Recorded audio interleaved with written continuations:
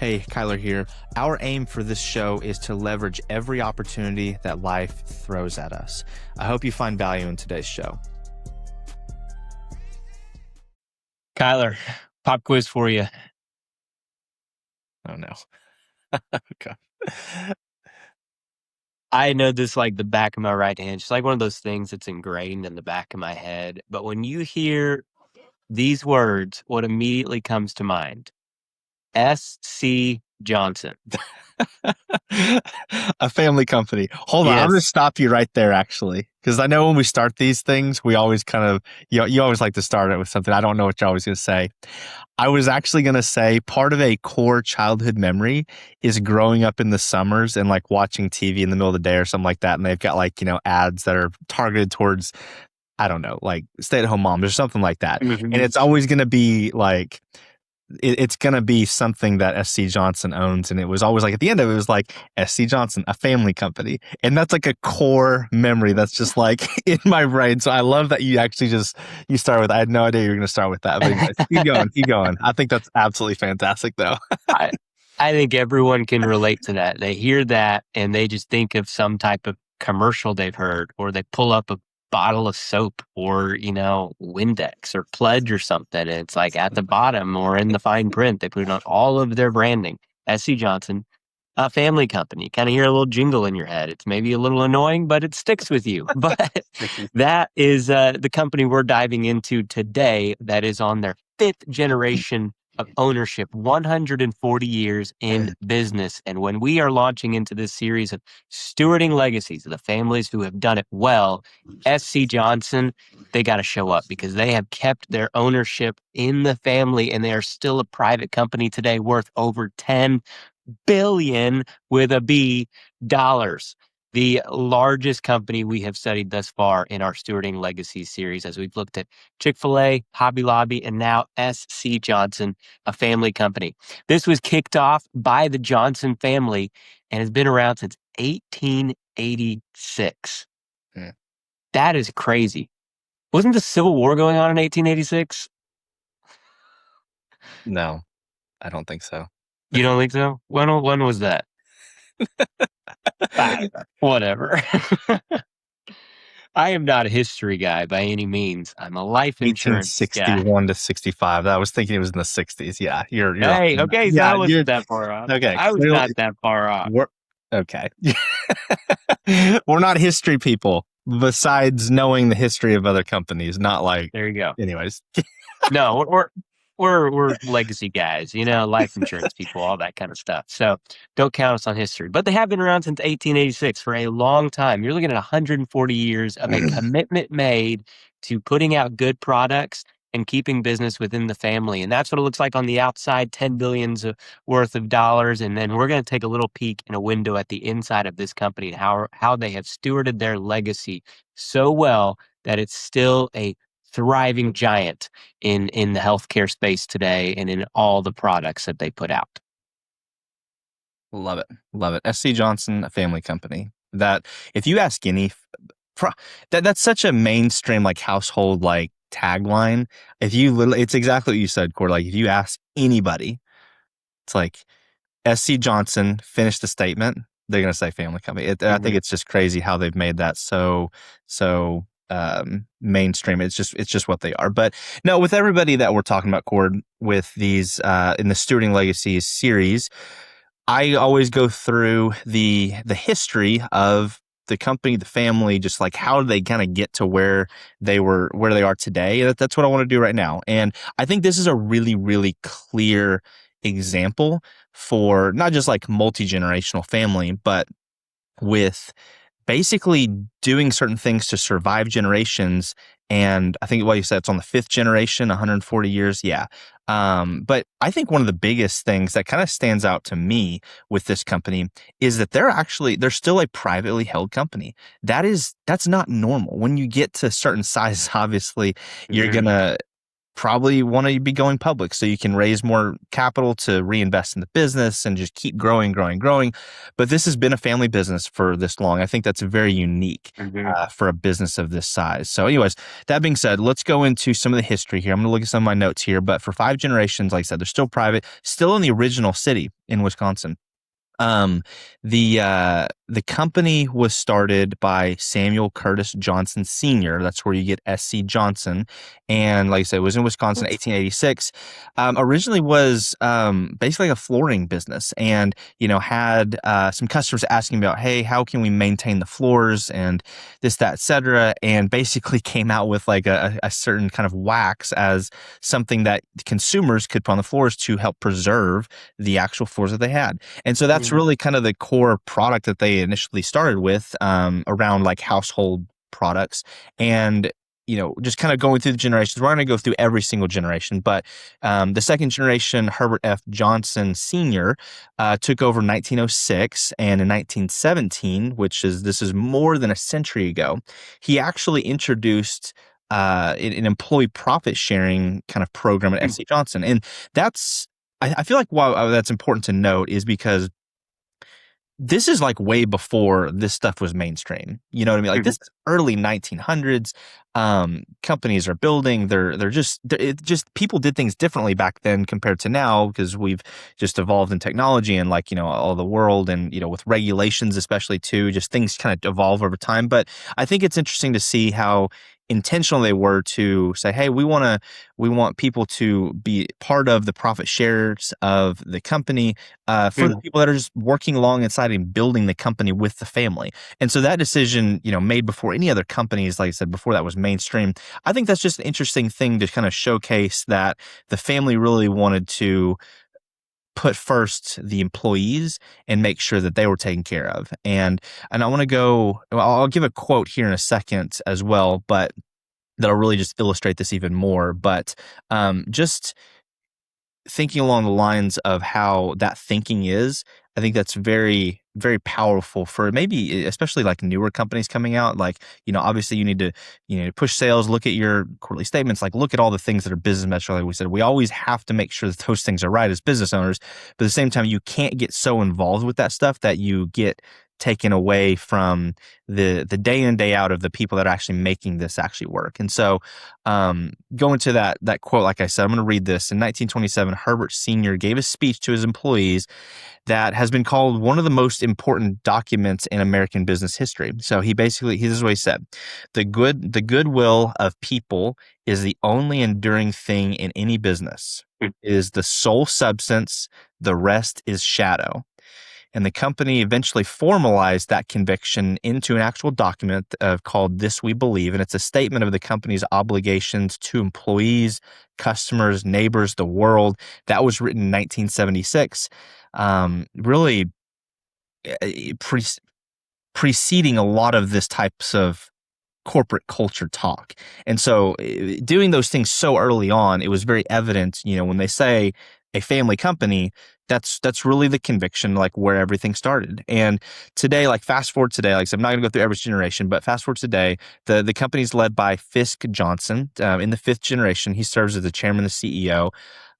There's still obviously family members working within the company in different, roles, and it's still located in the same place in Wisconsin. And they're still privately held, with, I think it was like estimate, would you say 10 billion in, approximate like revenue. So it's very interesting to see throughout the course of over 100 years, a private family owned business that's still going strong and has really just shaped a lot of like the culture in America with Mhm. some of the basic essentials that everybody uses on a daily life in our daily lives, such as like cleaning products and different products that they've come out with. So, anyways, that's just like said a very brief history of that. They've got you of course you can go online and look at the real, like, or not the real history, but like the full history of everything.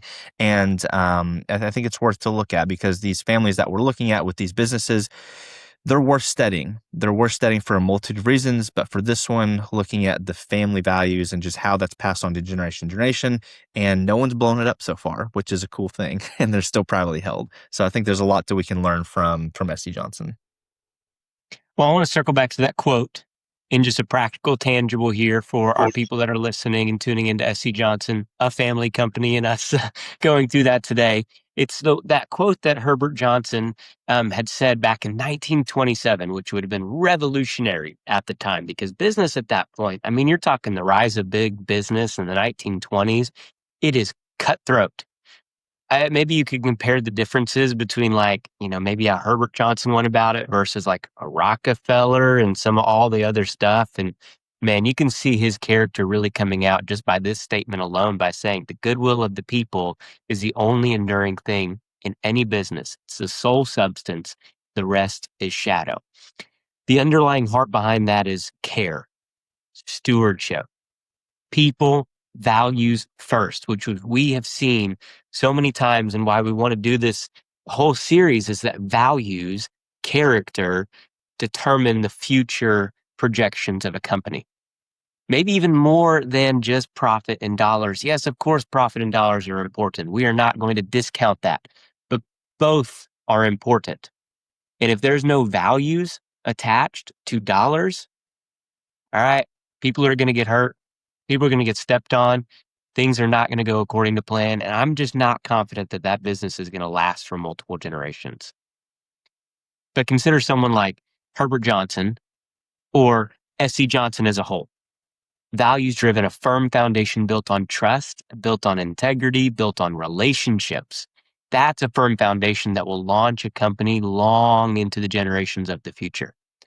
Unwilling to compromise on those core beliefs. And that's what we're all about here when we're talking about stewarding legacies. We want a foundation of trust, a foundation of relationships. And if we have that, we know that the house that is built on top and the dollars that are going to come are going to come as a result of that foundation because it's not built on sand. It's not built on something that moves and shifts just when the next leader comes into place. The real values last over the long haul. So that's what SC Johnson's built on.